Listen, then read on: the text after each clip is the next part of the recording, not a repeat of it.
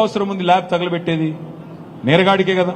ఆ నేరగాడే ఇలా ముఖ్యమంత్రి కాబట్టి చక్కగా ఆయన చేతిలో పోలీస్ శాఖ ఉంది, పంపించిండు. అందుకే నేను అన్నా ఇందాక, ఇదేదో ఎండాకాలం చేస్తే కనీసం ప్రజలు నమ్ముదురు, అబద్ధం ఆడినా అతికినట్టు ఉండాలి. కానీ చలికాలం ఎక్కడ అగ్ని ప్రమాదాలు జరిగాయి ప్రపంచంలో? ఒక్క తెలంగాణలో, అది కూడా ఇంకెక్కడ జరగదు చూడు గమ్మత్తు. ఫోరెన్సిక్ ల్యాబ్ ఒక్కటే అవుతుందట. దాన్ని బట్టి ఏమర్థం చేసుకోవచ్చు మనం? చాలా చక్కటి ప్రణాళికతో అందరు మున్సిపల్ ఎన్నికల్లో బిజీగా ఉంటే ఈయన మాత్రం మురికి పనుల్లో బిజీగా ఉన్నాడు. దాన్ని బట్టి మాకు అర్థమైంది. అది అంటే మిగతా వాళ్ళు ముఖ్యమంత్రిగా లేరు కదా బ్రదర్. మిగతా వాళ్ళు ముఖ్యమంత్రిగా ఉంటే అందుము, మిగతా వాళ్ళు తెలంగాణ రాష్ట్రానికి ముఖ్యమంత్రిగా ఉంటే అదే చెప్పిన నేను ఇందాక, మీరు విన్నట్లు లేరు. ఏమైనా ఢిల్లీ వాళ్ళు ఏమైనా సుపారీ ఇచ్చిండ్రేమో, ఎందుకంటే ఢిల్లీ పెద్దలు వాళ్ళు కొంతమంది మీద ఆధారపడి ప్రభుత్వాన్ని నడుపుతున్నారు ఈరోజు. మరి అక్కడికి వెళ్ళి ఏమైనా ఈయనకు సుపారీ ఇచ్చిండ్రేమో చిట్టినాయుడు గారికి, మాకేం తెలుసు.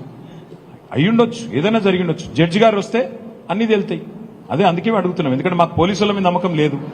ప్రైవేట్ ఆర్మీ లెక్క పనిచేస్తున్నారు వాళ్ళు. మీరు ఒకటి చూడండి బ్రదర్, పాపం ఒక ఆయన నిజాయితీగా హబీబుల్లా ఖాన్ అని ఒక పోలీస్ అధికారి, సర్కిల్ ఇన్స్పెక్టర్, పొంగులేటి శ్రీనివాసరెడ్డి కొడుకు 70 మంది గూండాగాలను వేసుకొని పోయి ఒక విలువైన భూమిని వట్టినాగులపల్లిలో ఆక్రమిస్తే ఈ హబీబుల్లా ఖాన్ అంటే ఆయన పాపం తెలియక కేసు రిజిస్టర్ చేసింది. ఆయన దీశవతల వారేసిన తెల్లారి. అంటే ఎంత గుండాగిరి నడుస్తుంది ఈ ప్రభుత్వంలో. అంతెందుకండి, ఇక్కడ కొండా సురేఖ బిడ్డ ఓపెన్గా వచ్చి చెప్పింది కదా బయటికి, ఏం సాట్ మాటకి చెప్పలే కదా, మీకే చెప్పింది కదా. ఏం చెప్పింది? రోహిన్ రెడ్డి అన్నటోడు తుపాకీ పెట్టి బెదిరించిండు, మా సుమంత్కేం సంబంధం లేదు, ముఖ్యమంత్రి తమ్ముడు లాంటి రోహిన్ రెడ్డి చెప్పిండు. ఏమైనా యాక్షన్ అయిందా ఇప్పటివరకు? పోలీసులు ఏమైనా పీకినరా? పీకగలుగుతారా? నేరస్తుడే సీఎం అయితే, నేరస్తుడే హోమ్ మినిస్టర్ అయితే ఏం బిక్తుంది పోలీస్ శాఖ? గిట్లాంటి పనులే చేస్తారు. పోయి కాల్సిరాపురంటే కాల్చి వస్తారు, ఏమున్నది వాళ్ళ చేతిలో. కాబట్టి నా అనుమానం అయితే పక్కా ఇది ముఖ్యమంత్రి చేయించిండు అనేది నా అనుమానం.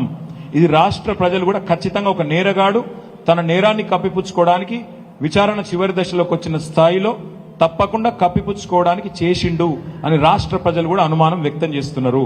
ఈ అనుమానాలు నిజమా కాదా తేలాలి అంటే ఒక సిట్టింగ్ జడ్జి నేసి విచారణ జరిపించండి అని కేంద్ర ప్రభుత్వాన్ని మేము డిమాండ్ చేస్తున్నాము. తప్పేముంది అందులో? Okay, thank you.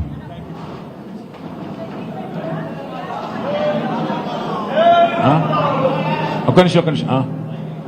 మీరు విలేకరా? చెప్పండి.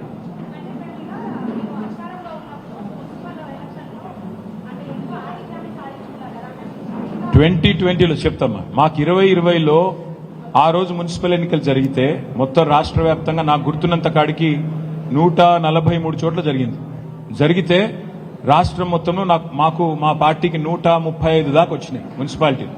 కేవలం కాంగ్రెస్ బీజేపీ అంతా కలిపి. 2 చోట్ల అయితే కాంగ్రెస్ బీజేపీ కలిసి సంసారం చేసినాయి. మణికొండ తర్వాత మక్తల్, 2 చోట్ల కలిసి కౌన్సిల్ ఫామ్ చేసినారు. మొత్తం కలిపి కాంగ్రెస్ గెలిచింది ఏంటంటే 5ో 6ో మున్సిపాలిటీ.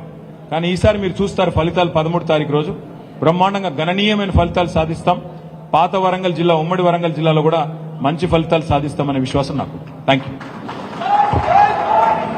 గత 2 ఏళ్లుగా ఏదైతే